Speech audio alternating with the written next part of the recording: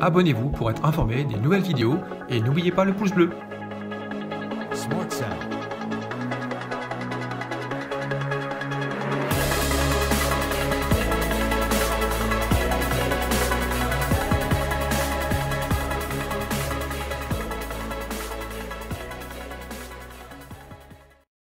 Face à un tableau de ce genre, il faut être méthodique et organisé. On commencera dans un premier temps par identifier tous les circuits à l'aide d'un feutre, à la fois sur les disjoncteurs et sur le coffret du tableau. Tout ça pour connaître les correspondances de chaque câble. Sur un tableau comme celui-ci, tous les neutres sont communs, ce qui signifie que seules les phases sont connectées au disjoncteur. Je mets en place un tableau provisoire sur lequel je branche une rallonge électrique et une prise modulaire, tous deux avec des disjoncteurs dédiés. J'attaque tout de suite par le plus gros sujet, la cuisine. On créera un circuit de 8 prises avec un disjoncteur dédié, hors prise spécialisée. Je fais le cheminement des câbles à l'aide de la rainureuse.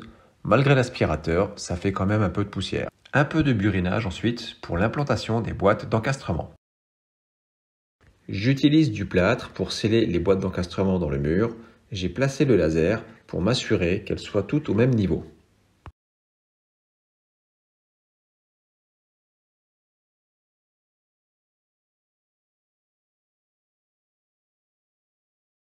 Vient ensuite l'installation des tubes de liaison.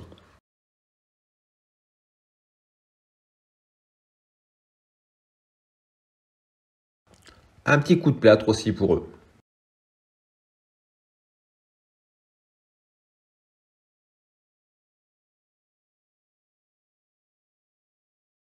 Une fois fini, j'attaque le passage des câbles dans les gaines. Il n'y a pas beaucoup de longueur, donc c'est relativement simple. Pour la cuisine, c'est fait. Maintenant, on passe à la suite. Dans le projet, il est prévu de mettre la machine à laver sous le chauffe-eau, donc je modifie les prises pour pouvoir le surélever.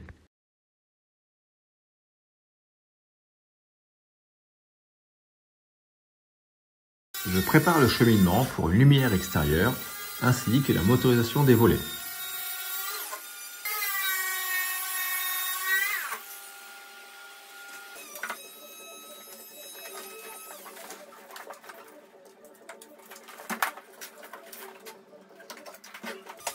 Un peu de mousse expansive pour éviter les courants d'air.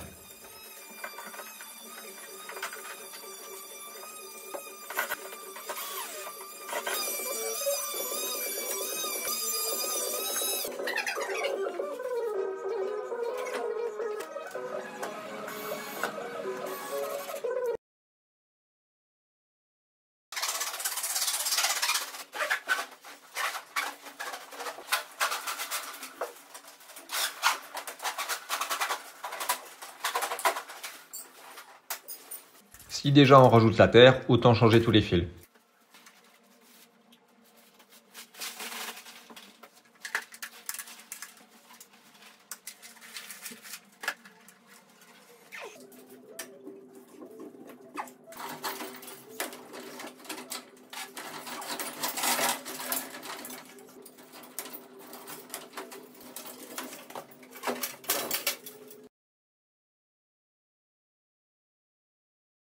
Sur ce projet de rénovation, il y a plusieurs travaux de placo à faire, notamment la création d'une paroi pour une armoire murale dans la chambre. Je commence par fixer les rails au sol et au plafond avec le laser pour être sûr d'être bien droit. Viennent ensuite les montants que je renforce par des barres horizontales.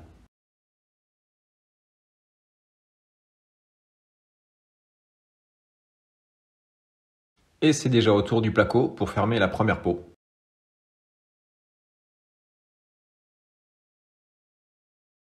Voilà, ça va trop vite. Déjà la deuxième peau.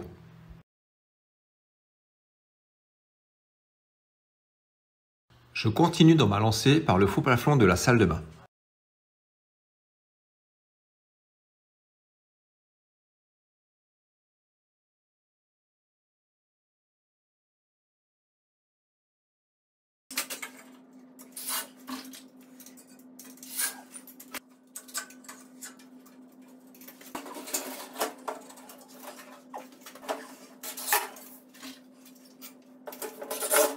Pour pouvoir fixer une plaque de BA13 tout seul.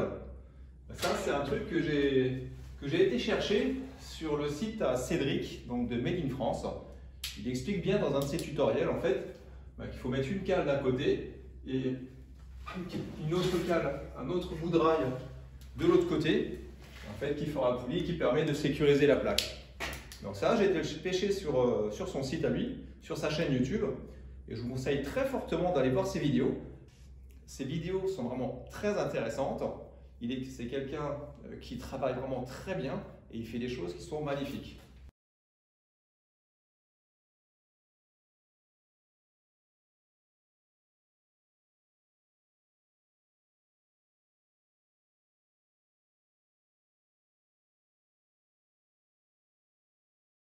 Le projet suivant est un îlot de lumière dans la pièce à vivre avec 3 circuits de lumière.